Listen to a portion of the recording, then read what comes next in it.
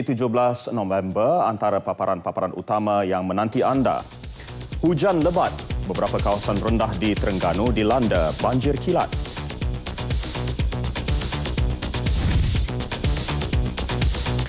Mahkamah Khas JST bagi memantau pelaksanaannya mulai April tahun depan. Dera anak OKU, ibu dihukum penjara 7 bulan dan denda RM10,000. Bersama saya Fatil Hidayat Ghazali dan Hani Muhili untuk perinciannya dalam Nasional 8.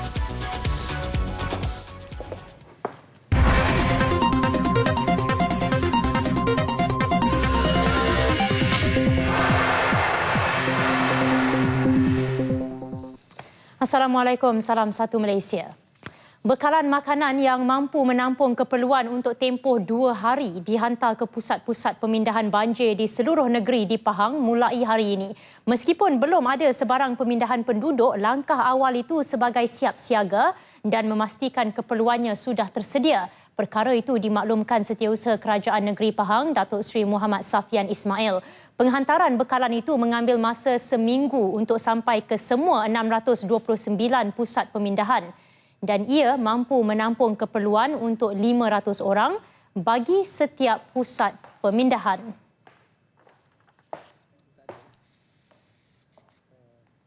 Bukan apa. Dalam harap pun jorok benda payah. Kita tak tahu lagi. Kali ini kita sampaikan makanan dulu. Untuk tempoh 2 hari.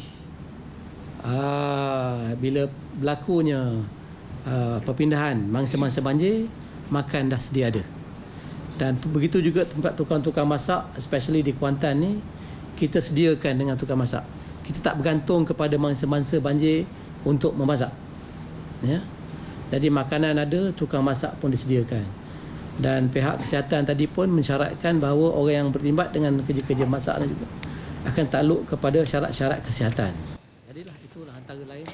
Beliau yang juga pengerusi Jawatan Kuasa Pengurusan Bantuan Bencana Pahang memaklumkan semua agensi berkaitan banjir telah siap sedia menghadapi segala kemungkinan. Jalan Gebeng Kemaman di Bukit Penggorak Kuantan dinaiki air akibat hujan tanpa henti sejak pagi tadi. Tinjauan mendapati air keruh berpunca daripada aktiviti kuari di kawasan berdekatan. Bagaimanapun, jalan tersebut masih dibuka untuk semua kenderaan. Sementara itu, menerusi laman sosial, Jabatan Pengairan dan Saliran Pahang memaklumkan taburan hujan di kawasan Cerating, Kuantan melebihi tahap amaran iaitu 70 mm. Mereka yang tinggal di kawasan rendah diminta berwaspada dan sentiasa patuh dengan arahan pihak berkuasa.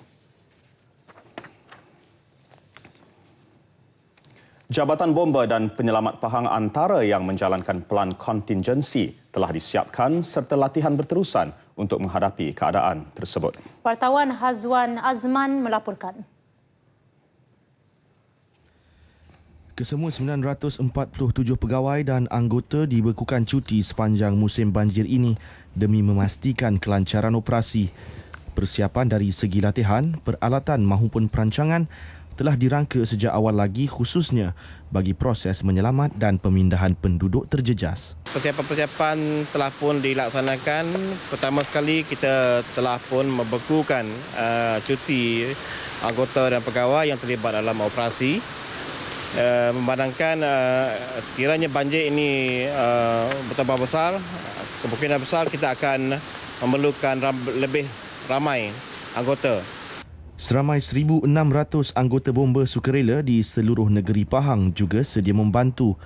Bagi keperluan logistik, pasukan bomba Pahang mempunyai sebanyak 41 buah bot selain diperkuat dengan penambahan 15 buah bot hasil sumbangan Majlis Keselamatan Negara MKN.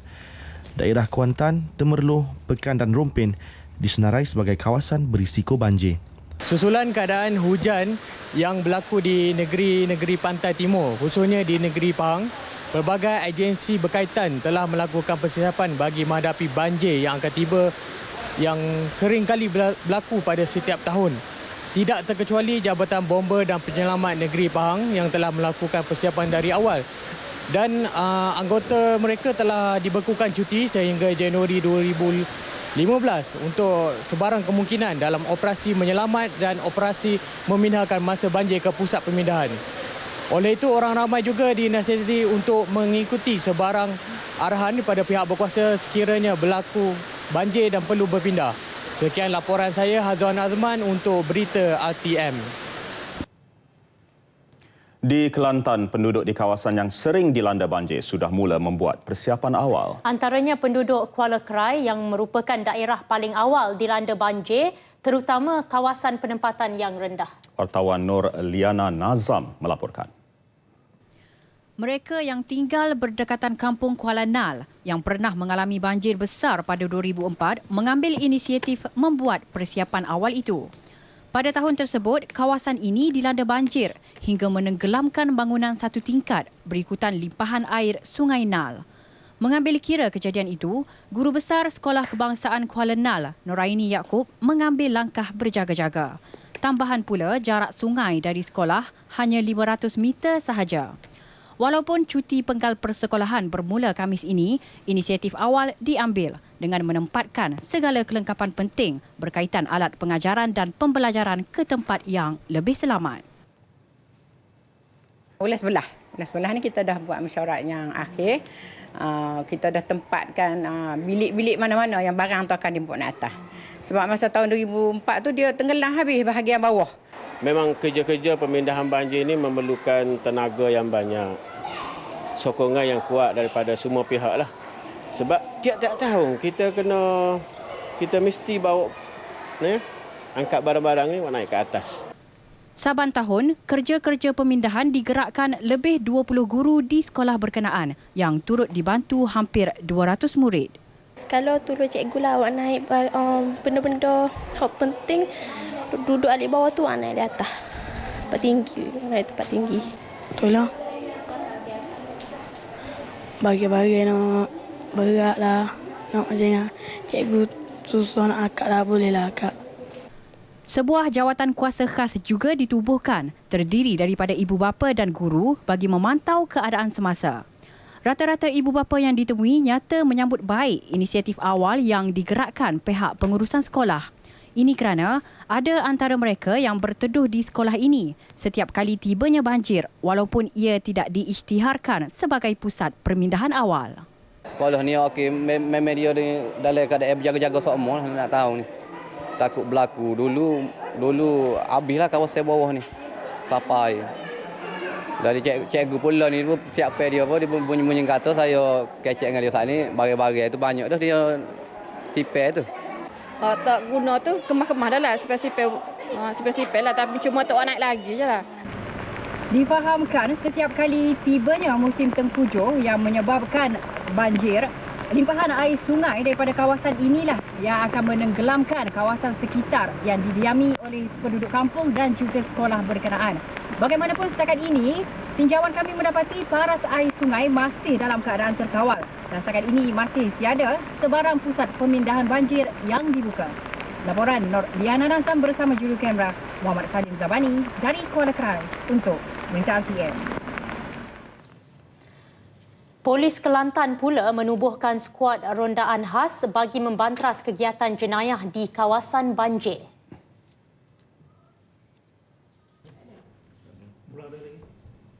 Kita juga mengadakan tim-tim jenayah dan juga narkotik untuk buat rondaan di kawasan-kawasan yang kena banjir ini supaya tidak hilang barang-barang mereka ni ataupun adanya penjenayah mengambil kesempatan daripada banjir ini dia nak curi barang.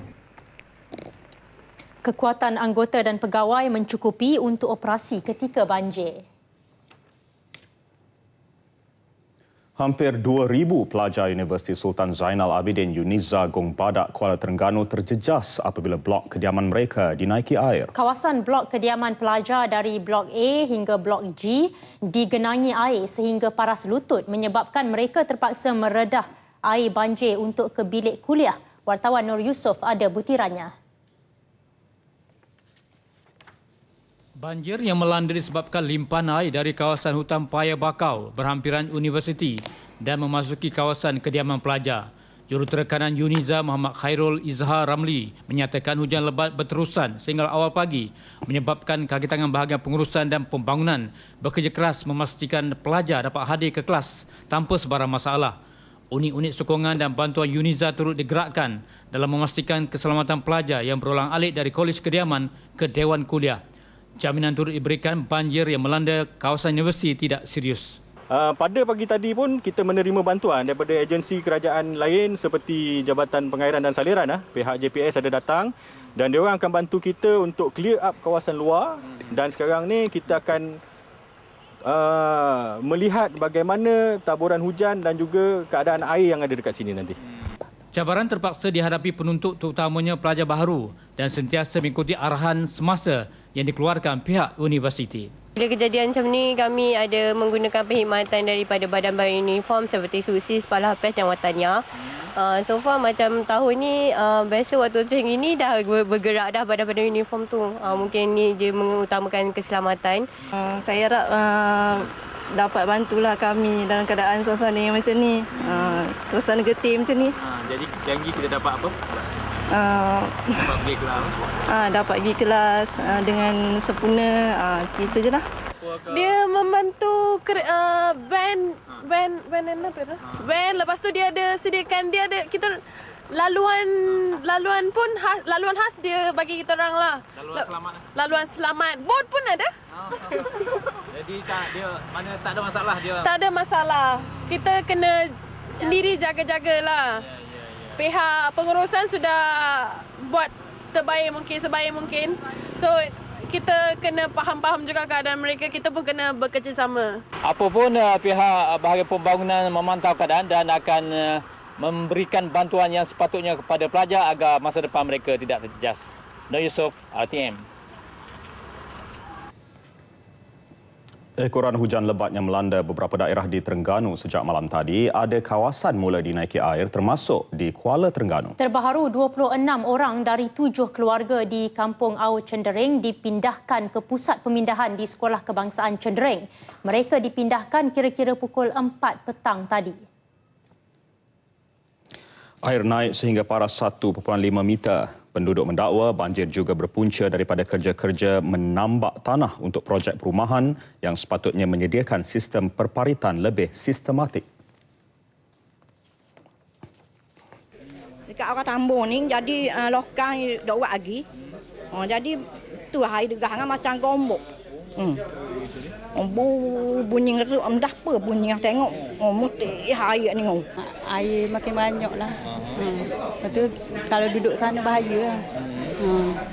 Macam mana pelik ke air tahun ni banding tahun lepas? Memang kuat air ni. Jadi laju ke? Laju. Jadi rumah kita tu naik air setakat mana? Ada setakat pinggang. Sebaik pusat pemindahan beroperasi, pegawai dan kaki tangan Jabatan Kebajikan Masyarakat JKM segera menghantar barangan keperluan asas termasuk selimut, beras, minyak masak, gula dan makanan bayi. Dan seandainya keperluan ini dia belum cukup lagi, kita akan tambah daripada masa ke semasa berpandu pada jumlah yang orang kata berpindah ke sini. Sementara itu, kerja-kerja memasak akan dilakukan secara gotong royong sukarelawan JKM dan Pasukan Transformasi Rakyat Terengganu, ATRA. Yang mana ATRA ini kita ada lebih kurang satu dol lebih kurang 35 orang. So lebih kurang 140 orang satu parlimen. Dan sekiranya memerlukan, kita akan gerakkan mereka-mereka ini untuk menjadi sukarelawan. Bukan sahaja menjadi sukarelawan tapi memasak apa-apa sahaja keperluan yang diperlukan oleh mereka-mereka yang terjejas banjir ini. Jabatan Meteorologi mengeluarkan amaran hujan lebat peringkat jingga di Terengganu dan berterusan sehingga Rabu ini. Jabatan dan agensi di bawah Kementerian Komunikasi dan Multimedia perlu proaktif merancang dan bersedia membantu agensi penguatkuasa menghadapi kemungkinan banjir. Menteri Komunikasi dan Multimedia Datuk Seri Ahmad Syabri Cik berkata persiapan bagi membantu rakyat menerima maklumat tepat dan mempercepatkan pengagihan bantuan segera ketika berlaku bencana. Melalui kemudahan teknologi maklumat ICT sedia ada, Kementerian Komunikasi dan Multimedia mampu menjadi medium penyaluran maklumat dengan cepat. Selain itu, mereka juga perlu membina jambatan untuk bekerjasama dengan agensi-agensi kerajaan lain, antaranya polis, angkatan tentera, bomba dan agensi penyelamat lain bagi memudahkan urusan. Kementerian seperti Kementerian Komunikasi dan Multimedia ada perkara-perkara yang mesti kita tanya pada diri kita, apakah tuntutan-tuntutan di mana kementerian kita ini sepatutnya dilihat sebagai mereka yang dengan adanya kita, ianya memberi kesan, dia memberi impak dan dia memberikan penyelesai kepada perkara yang tak boleh diselesaikan oleh orang lain.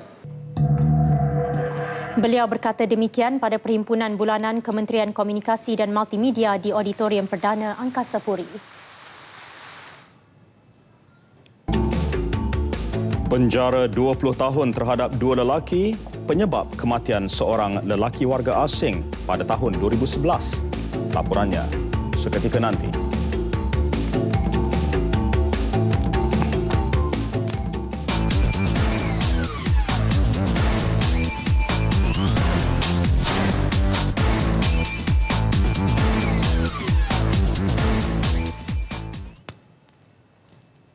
Minggu lalu, Wakil PKR Pandan Rafizi Ramli berkata akan merujuk Timbalan Menteri Kewangan Datuk Ahmad Maslan ke Jawatankuasa Hak dan Kebebasan Parlimen ekoran kenyataan mengelirukan berhubung surat sokongan yang dikeluarkan untuk One Malaysia Development Berhad 1MDB.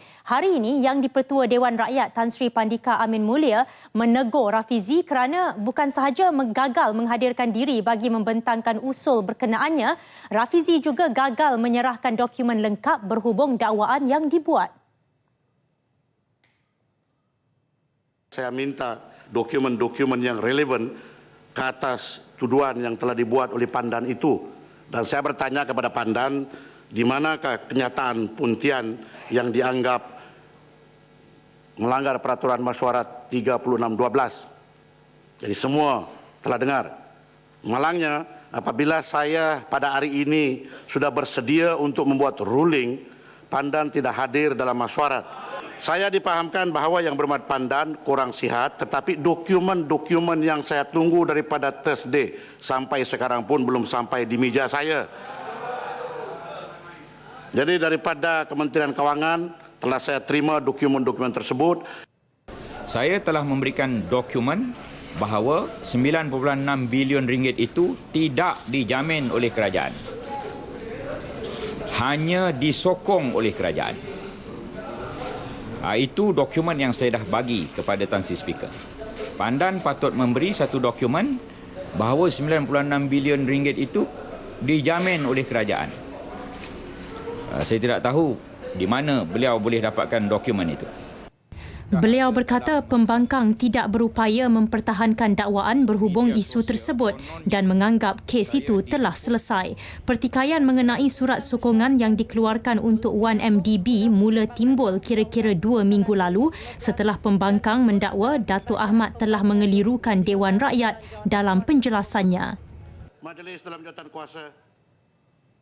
Sesi soal jawab. Kerajaan merancang untuk mewujudkan sebuah mahkamah khas cukai barang dan perkhidmatan GST. Tujuannya bagi memantau pelaksanaan GST mulai April 2015. Pada sesi soal jawab hari ini, Timbalan Menteri Perdagangan Dalam Negeri, Koperasi dan Kepenggunaan Datuk Seri Ahmad Bashar Mat Hanifah menjelaskan tujuan penuh penubuhan mahkamah itu. Kita juga telah diminta untuk menubuh sebuah mahkamah khas untuk melihat supaya kes-kes ataupun laporan-laporan yang dibuat oleh orang ramai masyarakat terhadap peniaga-peniaga yang menaikkan harga setelah GST ini dilaksanakan dapat dibicarakan dengan segera. Seramai 2,200 pegawai penguatkuasa ditugaskan memantau harga barangan susulan pelaksanaan GST. Polis sedang memantau rapi rakyat Malaysia yang menyertai kumpulan militan IS dan akan mengambil tindakan sebaik sahaja mereka kembali ke tanah air kerana kepulangan mereka bukan untuk menyerah diri. Sebaliknya mahu menyebarkan ideologi mereka kepada rakyat tempatan. Setakat ini 39 orang warga negara Malaysia dikesan terlibat dengan kumpulan negara Islam IS. Bagaimanapun menurut Timbalan Menteri Dalam Negeri Datuk Dr. Wan Junaidi Tuanku Jaafar, latar belakang dan identiti kesemua individu terbabit tidak boleh didedahkan berikutan masih dalam siasatan pihak polis. Maklumat ini diperolehi hasil daripada maklumat perisikan daripada agensi-agensi keselamatan yang berkongsi bersama dengan negara-negara luar, khususnya negara-negara ASEAN. Satu kertas putih mengenai ancaman kumpulan militan yang digelar IS akan dibentang di Parlimen dalam masa terdekat. Seperti yang dimaklumkan oleh Menteri Pertahanan Datuk Seri Hishamuddin Tun Hussein 2 hari lepas, langkah itu merupakan pendekatan proaktif kerajaan dalam membantras penularan IS di negara ini. Ia juga bagi memastikan pihak keselamatan mempunyai segala yang diperlukan untuk mempertahankan keselamatan negara. Perdana Menteri Datuk Seri Najib Tun Razak dijangka membentangkan kertas putih itu yang dihasilkan melalui kerjasama pelbagai pihak termasuk Kementerian Pertahanan, Kementerian Dalam Negeri dan agensi risikan negara. Di luar Dewan, Jawatan Kuasa Kira-kira Wang Negara PAC hari ini mengesyorkan kepada Kementerian Dalam Negeri KDN untuk mempertimbang cadangan melaksanakan ujian tahap psikologi terhadap mana-mana pengawal keselamatan yang akan diambil. Jelas pengerusi PAC Datuk Nur Jazlan Mohamad, ia sebagai langkah keselamatan bagi memastikan individu yang digaji itu dalam keadaan yang waras dan stabil. Menerusi prosiding PAC berhubung laporan Ketua Audit Negara 2012 Siri 2 hari ini, KDN yang diwakili Timbalan Menterinya Datuk Dr. Wan Junaidi Tuanku Jaafar memaklumkan kementerian akan mengkaji semula Akta Agensi Persendirian 1971. Ia untuk menentukan syarikat keselamatan yang akan bertanggungjawab dalam mengambil pengawal keselamatan. KDN juga sedang mengawal selia pelesenan penyiasat peribadi bagi memastikan mereka tidak melanggar peraturan dalam menjalankan tugasan. Ada 802 pelesen yang diberikan oleh kementerian yang banyaknya terlibat dalam industri dalam mengawal keselamatan dalam industri perbankan, kewangan dan sekarang ini di sekolah ya. Dan juga berbagai pusat komersial seperti gedung membeli belah dan sebagainya. Dan setakat ini ada 45 lesen telah dibatalkan kerana kesalahan melanggar syarat lesen. Sehingga kini terdapat 163,000 pengawal keselamatan termasuk 13,000 warga negara Nepal bertugas dalam pelbagai sektor di negara ini. Kita tinggalkan perkembangan dari Parlimen. Penjara 20 tahun dikenakan terhadap 2 lelaki warga India selepas didapati bersalah menyebabkan kematian seorang lelaki Indonesia pada April 2011 di Kempas, Johor Bahru.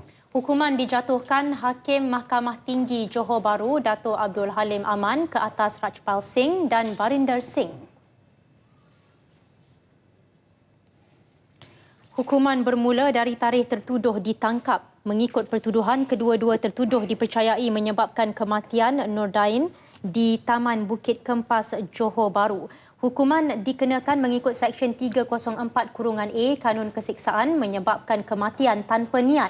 Tertuduh diwakili Peguam Bela Bernard George dan Norman Fernandez manakala pendakwaan dikendalikan Timbalan Pendakwa Raya Madihah Zainal. Dalam kamar sama, Shalima B dibebaskan daripada tuduhan membunuh madunya Gara Nurbarha Abdul Syukur pada Februari 2011 di Kulai Jaya, Johor selepas didapati gila. Walaupun dibebaskan mengikut peruntukan Seksyen 348 Kanun Prosedur Jenayah, Hakim Dato' Abdul Halim kemudian menetapkan tertuduh diletakkan di Hospital Permai Tampoi, Johor untuk rawatan. Ibu remaja kurang upaya Muhammad Firdaus Dullah, Lola Nopita Sadi, dijatuhkan hukuman 7 bulan penjara dan denda RM10,000 bagi 2 pertuduhan di Mahkamah Session Seremban hari ini. Bagaimanapun, Lola Nopita hanya menjalani penjara 4 bulan mengambil kira dari tarikh tertuduh ditahan. Hakim Kamarudin Kamsun membuat keputusan itu selepas mendengar hujahan daripada pihak pendakwaan dan pembelaan. Lola Nopita sebelum ini membuat pengakuan bersalah bagi 2 pertuduhan yang dibacakan terhadapnya. Bagi pertuduhan pertama, dia didakwa mengikut Seksyen 33(1)(a) Akta Kanak-Kanak 2001 kerana mengabaikan anaknya. Dia dihukum penjara 4 bulan dan denda RM6,000. Dalam pertuduhan kedua, mengikut Seksyen 33(C) Akta yang sama kerana meninggalkan anaknya tanpa pengawasan, dia dihukum penjara selama 3 bulan dan denda RM4,000. Namun hakim menetapkan kedua-dua pertuduhan tersebut dijalankan serentak bermula hari ini. Lola Nopita melakukan kedua-dua kesalahan itu di Taman Semarak Nilai antara Januari lalu hingga 21 Jun lalu. Pendakwaan dilakukan Ketua Unit Pendakwaan Negeri Sembilan Ahmad Terrorudin Muhammad Saleh dan Timbalan Pendakwa Raya Muhammad Farid Muhammad Mokhtar. Manakala tertuduh diwakili Peguam Hanif Hassan dan Syahira Zulkifli.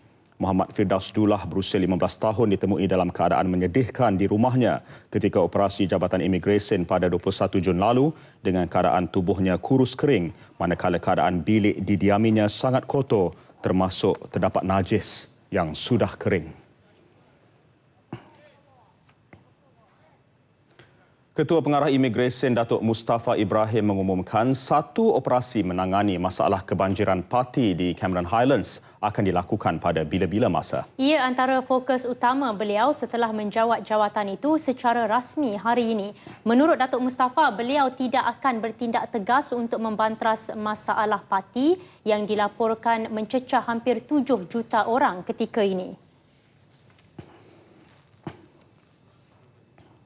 Saya juga akan cuba berfokus kepada apa jua dasar ataupun permintaan daripada pucuk pimpinan tertinggi khususnya Yang Berhormat Menteri Dalam Negeri yang baru-baru ini beliau menyatakan banyak sedikit-sedikit orang tengah yang bertanggungjawab melanggar undang-undang sehingga menyebabkan bukan saja masalah parti tetapi masalah pekerja asing yang mempunyai pas dan permit tetapi telah menyalahgunakan dan ada orang tengah yang terlibat. Saya juga suka memberi ingatan kepada mereka.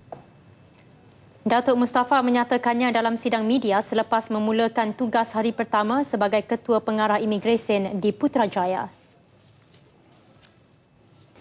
Skim Keusahawanan Wilayah Ekonomi Pantai Timur ECER Maybank memperuntukkan RM110 juta untuk 2,000 usahawan Pantai Timur menjelang akhir tahun depan. Di bawah skim tersebut, Majlis Pembangunan Wilayah Ekonomi Pantai Timur ECERDC akan memperuntukkan dana permulaan RM10 juta bagi menampung kadar faedah atau keuntungan pinjaman yang dikenakan. Dan Maybank akan menyediakan peruntukan berjumlah RM100 juta untuk pembiayaan perniagaan. Ia hasil usaha sama Majlis Pembangunan Wilayah Ekonomi Pantai Timur ECERDC itu dengan bank berkenaan bagi menyediakan bantuan pembiayaan kewangan bagi usahawan tempatan di ECER.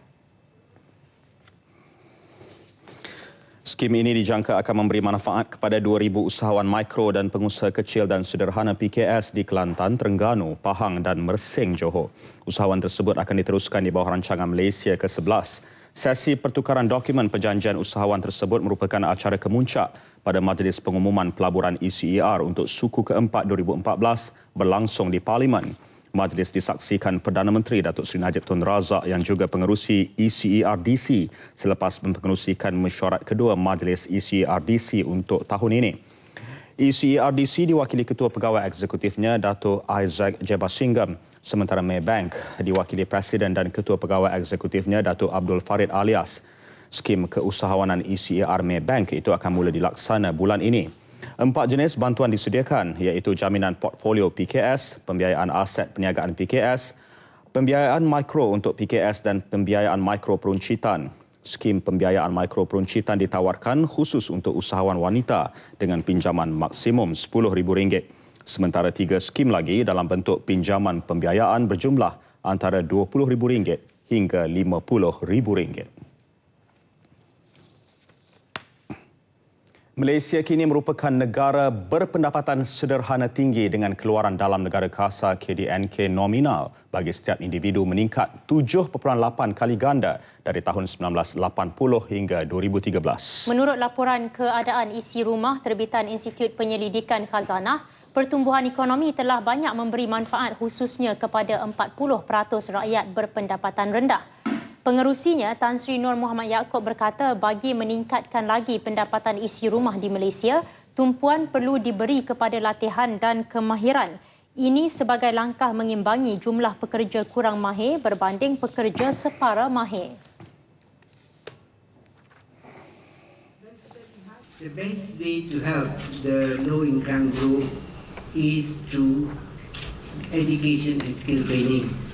Because in an ideal world, the best way you ensure that a family is able to live well, the quality of life is better, the quality of life is sustainably good, is to make sure that they can earn by themselves a good salary, good income. Tan Sri Nur berkata demikian pada pelancaran penerbitan sulung laporan keadaan isi rumah dan portal Map of Malaysia. Laporan itu meninjau 3 aspek utama iaitu keadaan isi rumah dan pendapatan isi rumah, tenaga kerja di Malaysia serta dasar perdagangan dan pelaburan. Selain itu, turut menyentuh isu yang memberi kesan kepada pendapatan isi rumah seperti subsidi, kemampuan pemilikan rumah, masalah kredit pengguna dan kenaikan harga makanan. Indonesia akan meningkatkan harga petrol tidak melebihi 82 sen seliter dalam beberapa minggu akan datang. Langkah itu dijangka menjimatkan perbelanjaan kerajaan Indonesia melebihi 26.8 bilion ringgit bagi bajet tahun depan. Perkara itu dinyatakan Menteri Keuangannya Bambang Brojonegoro dalam satu temu bual dengan Bloomberg pada mesyuarat ekonomi G20 di Brisbane, Australia. Kerajaan Indonesia katanya sedang memantau rapat perkembangan harga minyak mentah dunia berikutan kebanyakan bahan api di negara itu datang dari sumber import. Jangkaan jumlah kenaikan itu merupakan petunjuk pertama yang dikeluarkan kerajaan Indonesia di bawah Joko Widodo yang berjanji untuk mengekang subsidi tenaga. Setiap tahun negara itu membelanjakan lebih 20 bilion dolar Amerika bagi menanggung subsidi bahan api.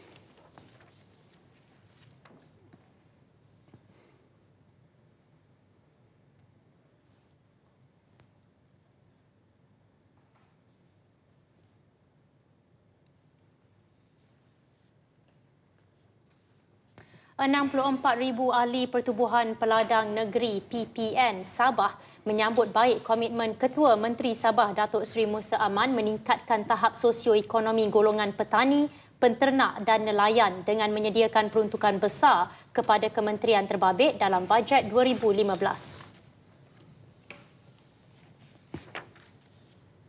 Beliau seorang pemimpin yang telah menunjukkan komitmen kerja yang begitu baik kepada masyarakat peladang, penternak dan nelayan, dan di samping itu pendekatan beliau untuk melihat semua ahli-ahli peladang ataupun penternak atau nelayan betul-betul menceburkan diri dalam ekonomi yang mana boleh meningkatkan pendapatan kepada mereka.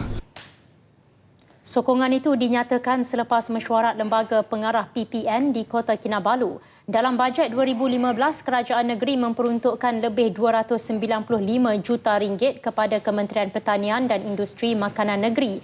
Dalam mesyuarat ini juga, Speaker Dewan Undangan Negeri Sabah, Datuk Seri Saleh Tun Said dipilih semula sebagai Presiden Kehormat PPN Sabah. Tibalah kita ke perkembangan sukan untuk malam ini. Baik, segmen sukan bersama dengan Nurul Fatihah. Nurul?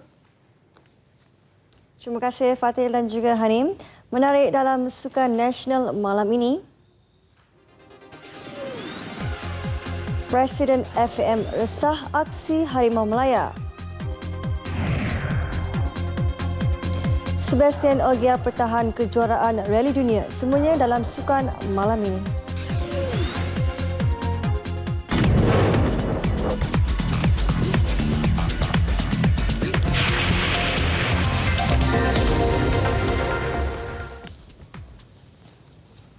Assalamualaikum dan salam satu Malaysia. Menjelang Piala Suzuki AFF 23 November depan, Presiden Persatuan Bola Sepak Malaysia FAM Tengku Abdullah Sultan Ahmad Shah nyata gelisah dengan prestasi skuad Harimau Melaya sejak kebelakangan ini. 4 kekalahan daripada 5 perlawanan persahabatan antarabangsa nyata menimbulkan tanda tanya sama ada skuad kendalian Dollah Saleh mampu bangkit menjelang saingan pertama Piala Suzuki AFF 23 November ini. Justru Tengku Abdullah menggesa semua pemain bangkit membuktikan kemampuan bersaing di Singapura nanti. Malah skuad kendalian Dollah Saleh diharapkan mampu mengembalikan kegemilangan ketika Malaysia mendakap Piala Suzuki pada tahun 2010. I hope my namesake will perform lah, will improve further after this. Mungkin macam cerita Hindustan lah, kalah dulu menang kemudian. Hero kalah dulu. Hero kalah dulu. Kena tumbuk. Tak pensan betul bangun betul menang. And win the hearts of the whoever the heroine lah. Secara bergurau ya. Tapi hakikatnya kita nak dia bangkit dan menang. Hakikatnya. Ya. InsyaAllah. Menurut baginda, besar harapan seluruh peminat bola sepak kini terletak di tangan pemain itu sendiri untuk menentukan hala tuju kejayaan pasukan Malaysia di Singapura nanti. Dalam pada itu, baginda berharap semua pihak tidak menuding jari kepada FAM sekiranya berlaku kesilapan termasuk dari segi pemilihan pemain dan jurulatih. None of us are sure of being there. So we don't want to appoint and then kita kena presiden baru ke ataupun timbalan presiden baru ke, tak suka tukar pula kan, ada legal implication. So please cannot blame everything on FAM for their non-performance. Baginda turut memohon kepada semua penyokong Harimau Melaya agar yakin dan terus memberikan sokongan yang tidak berbelah bagi kepada skuad kebangsaan. Tengku Abdullah berkata demikian dalam sidang media selepas menerima cek sumbangan Bank Islam kepada FAM di Kuala Lumpur.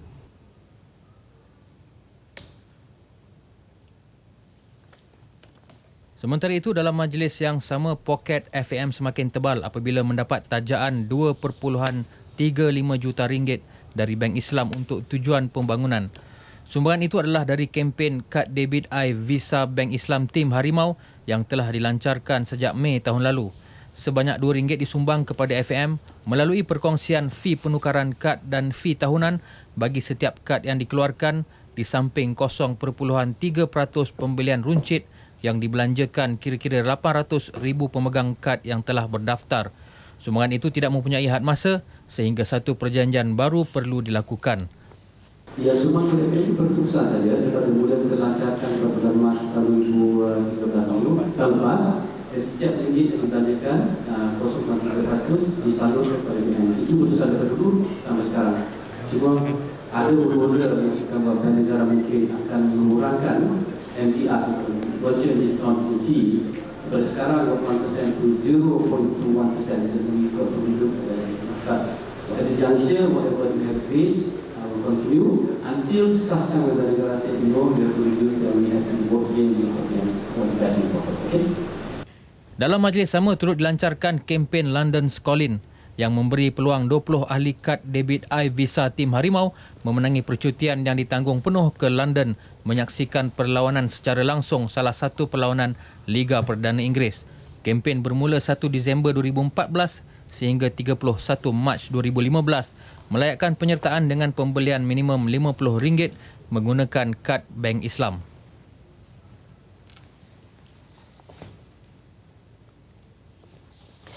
Dalam pada itu, Menteri Belia dan Sukan Khairy Jamaluddin Abu Bakar menempelak sesetengah pihak yang sering memberikan pandangan negatif kepada skuad bola sepak kebangsaan.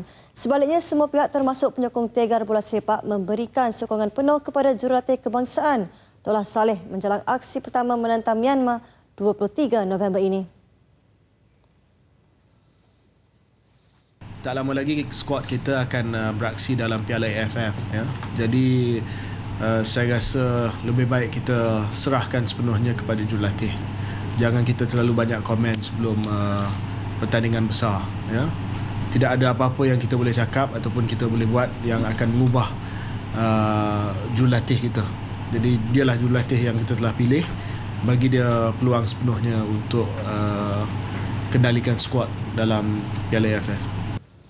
Khairy jelas sekali kecewa dengan kekalahan terbaru Malaysia di tangan Vietnam malam tadi. Namun beliau tetap yakin Dollah mampu menghadirkan magisnya ketika saingan Piala Suzuki AFF bermula 23 November depan. Semalam, Malaysia tumbang 1-3 di tangan Vietnam dalam aksi persahabatan terakhir sebelum ke Singapura. Beralih ke isu Padang. Kementerian Belia dan Sukan KBS memutuskan untuk membaik pulih padang Stadium Nasional Bukit Jalil susulan kerosakan yang berlaku selepas perlawanan akhir Piala Malaysia 1 November lalu.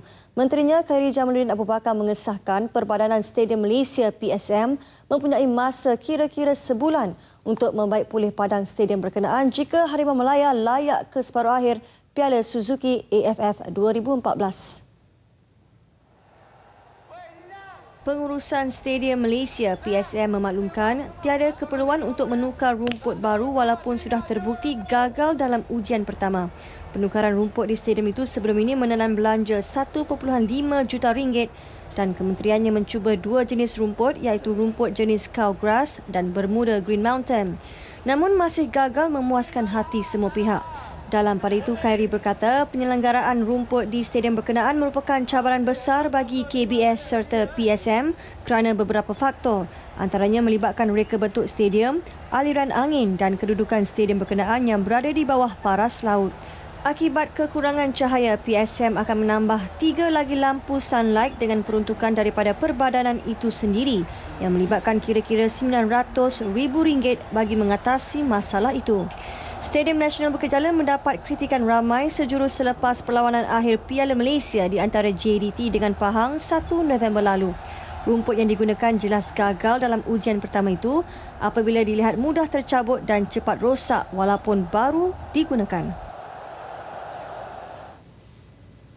Beralih ke Liga Hoki Malaysia. Terengganu Hoki Team THT meneruskan tekanan terhadap pendahulu Liga selepas mencatat kemenangan kelima daripada 6 perlawanan. Dalam aksi ke-6 semalam, THT mengatasi UniKL 5-2 untuk kekal di tangga kedua Liga dengan 15 mata. 3 mata di belakang KLHC.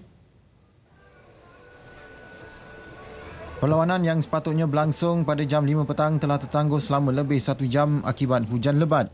Berikutan lambat panas, tuan rumah tertinggal di separuh masa pertama apabila Nur Akmal Azrul Rahman berjaya menjaringkan gol sulung UniKL. Namun Syamirul Aiman Bidin berjaya menjaringkan gol penyamaan pada minit ke-8.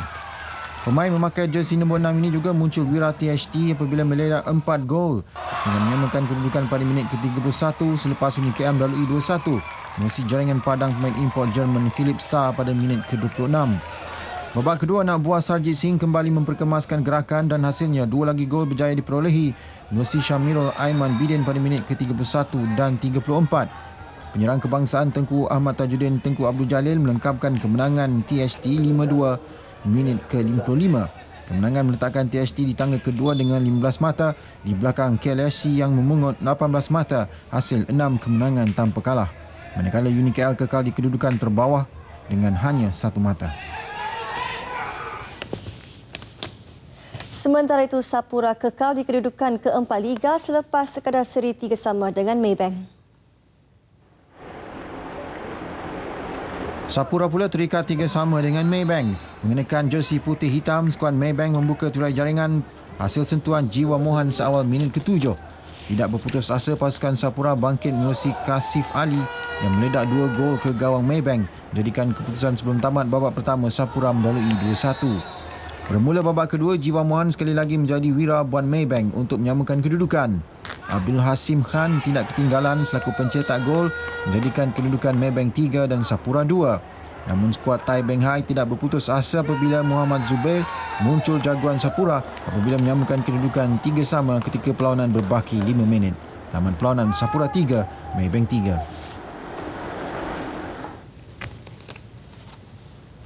Bekas penjaga gol kebangsaan Peter Rajah, 63 tahun, selamat disemadikan di tanah perkuburan Lampaki Inobong Penampang tengah hari tadi. Sebelum itu, jenazah mendiang diberi penghormatan terakhir di Gereja St. Michael Penampang. Mendiang meninggal dunia akibat komplikasi jantung di Hospital Duchess of Kent, Sandakan pada 14 November. Antara yang hadir memberi penghormatan bekas rakan sepasukan, bekas Menteri Belia dan Sukan Datuk Peter Pang En Yin, bekas pembantu Menteri Belia dan Sukan Datuk Jahid Jahim dan pengerusi Lembaga Sukan Datuk Louis Rampas. Peter pernah mewakili Sabah sejak tahun 1972 hingga 1995. Selain pernah beraksi untuk skuad kebangsaan ketika era mendiang Datuk R. Arumugam dan Chow Chee Kiong. Ketangkasannya menjaga gawang skuad kebangsaan berjaya membantu Malaysia layak ke Sukan Olimpik 1980 di Moskow. Kehilangan legenda bola sepak negara ini turut dirasai bekas rakan sepasukannya. Dia pun banyak saya belajar dengan dia. Dia selalu bagi saya semangat sebab kita orang sama-sama dari Sabah. We have lost a very dear friend, brother lah boleh dikatakan, because kita ni basically do everything together, from small sampai sekarang lah. I think we miss a very dear friend, a very close friend, and all the mates are all here today from the 79 team. And it's been a great honor to play with Peter. We will miss him very much. I lost a good friend, a brother to me.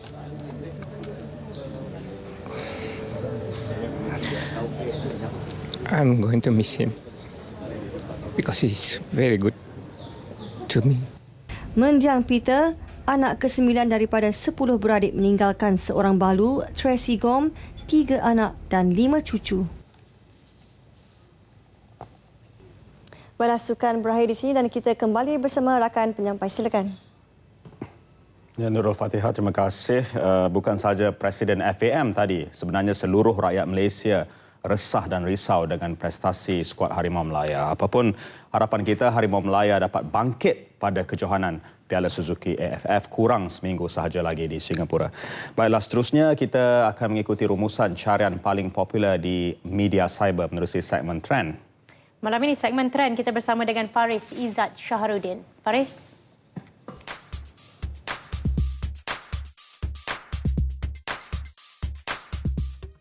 Terima kasih Nasional 8. Kini saya teruskan lagi dengan segmen trend 5 minit berikutnya. Saya Faris Izzat Shahrudin akan berkongsi carian paling popular di Yahoo Malaysia dan beberapa aplikasi cyber lain.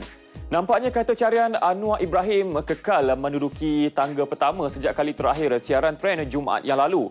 Intipatinya masih berkisar komen dan ulasan termasuk bekas Menteri Penerangan Tan Sri Zainuddin Maidin menjelang keputusan rayuan akhir kes liwat ke atas pembantu pribadinya Muhammad Saiful Bukhari Azlan pada 2008. Sehingga hari ini, mahkamah belum mengumumkan keputusan sama ada beliau kekal bersalah atau sebaliknya. Sementara menanti keputusan akhir rayuannya, Datuk Seri Anwar cuba mengalihkan isu liwat dengan mempertikai perbelanjaan 1MDB selain keengganan kerajaan untuk bertindak lebih tegas terhadap umat Islam di seluruh dunia. Ikut saya lah, nak hadir atau sebaliknya? Reaksi Presiden PAS itu menjadikan namanya menduduki tangga kedua tertinggi dalam trending now Yahoo Malaysia. Ini berkaitan reaksi DAP yang menggesa pemimpin PAS itu agar hadir ke mesyuarat Majlis Presiden PR dengan alasan hanya beliau mempunyai kuasa veto dalam PAS. Resolusi Jawatankuasa Eksekutif Pusat DAP sebelum ini menggesa beliau agar menghadiri mesyuarat berkenaan. Namun, dalam artikel lain, Datuk Seri Abdul Hadi Awang menyatakan bahawa tahap kesihatannya belum pulih sepenuhnya dan mempengaruhi penglibatannya dalam sebarang aktiviti politik. Seterusnya, antara yang popular di Yahoo Malaysia ialah kata carian Najib Razak.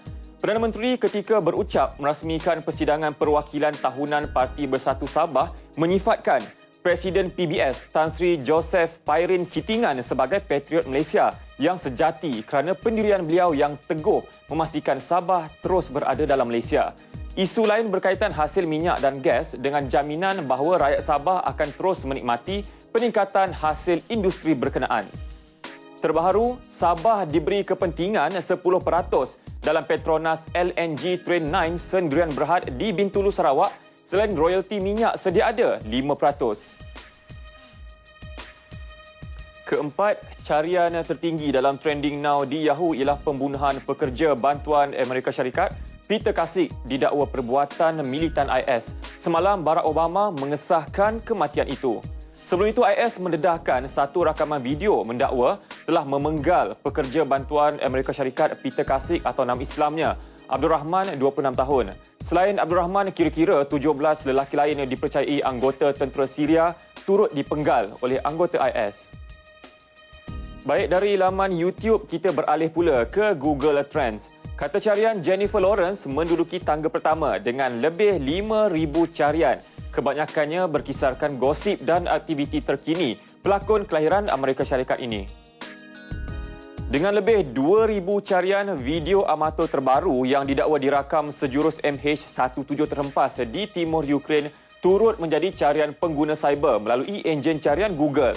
Video yang turut dimuat naik di YouTube itu memaparkan reaksi penduduk yang terkejut dengan tragedi itu, berteriak manakala yang lain berlari ke lokasi terhempas membawa air dalam baldi untuk memadamkan kebakaran.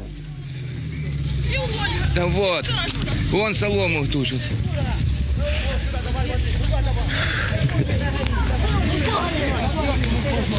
Вижу, и вон во дворе валяется. И крышу пробил?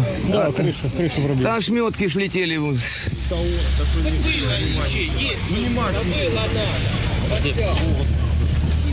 Один заскок.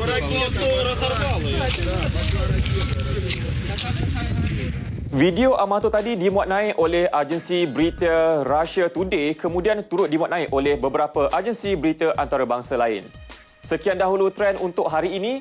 Jumpa lagi. Assalamualaikum dan salam sejahtera.